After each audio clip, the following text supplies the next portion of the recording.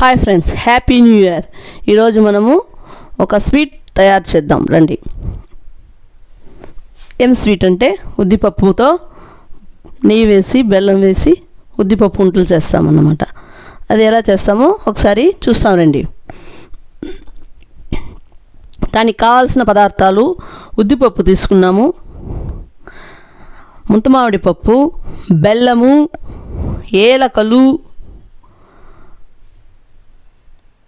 తీసుకుని నెయ్యి కూడా కావాలండి. స్టవ్ మీద బాండిల్ పెట్టి సన్నని మంట మీద ఈ ఉద్దిపప్పును వేయించుకుంటాం.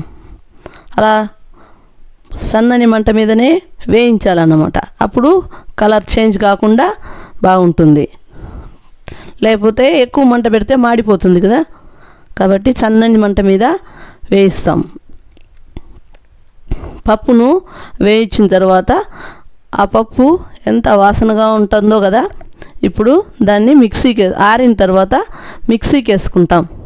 మిక్సీకి వేసుకుని దాన్ని ఫైన్ పౌడర్ చేయాలి. ఆ ఉద్దిపప్పుని ఫైన్ పౌడర్ అయిన తర్వాత తీసుకుని ఒక బౌల్లో వేసుకుంటాం.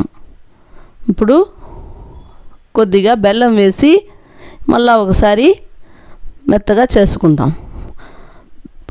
బెల్లం దిట్టంగా వేసుకున్నా టేస్ట్గానే ఉంటుంది. కొంతమంది చక్కెర వేసుకుంటారు, కొంతమంది బెల్లం వేసుకుంటారు.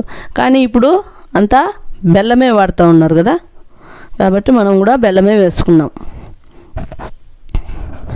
మళ్ళీ ఒకసారి మిక్సీకి వేసి పెట్టుకున్న తర్వాత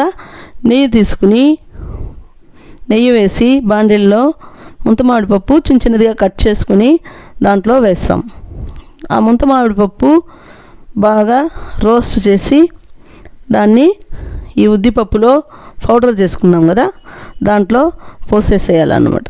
ఏలకలు కూడా ఉద్దిపప్పులో వేసి మనము దంచేసినామన్నమాట.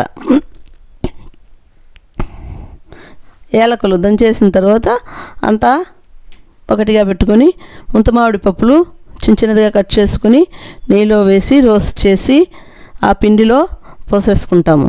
అప్పుడు ఆ పిండి కొద్ది కొద్దిగా నెయ్యి వేసుకోవాలి. ఒకేసారి వేసిస్తే నెయ్యి ఎక్కువ అవుతుంది, వెగట్టుగా ఉంటుంది.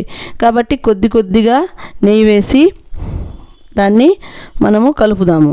ఆ కలిపిన దాన్ని చిన్న ఉంటలుగా చేసుకోవచ్చు, పెద్ద ఉంటలు చేసుకోవచ్చు. నేను చిన్న ఉంటలుగా చేసినాను అన్నమాట.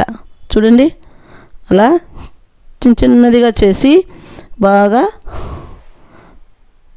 ఆ కలర్ ఎట్లా సూపర్గా ఉంది కదండి. చిన్న ఉంటలు చేసి పెట్టుకున్నాం అన్నమాట. అది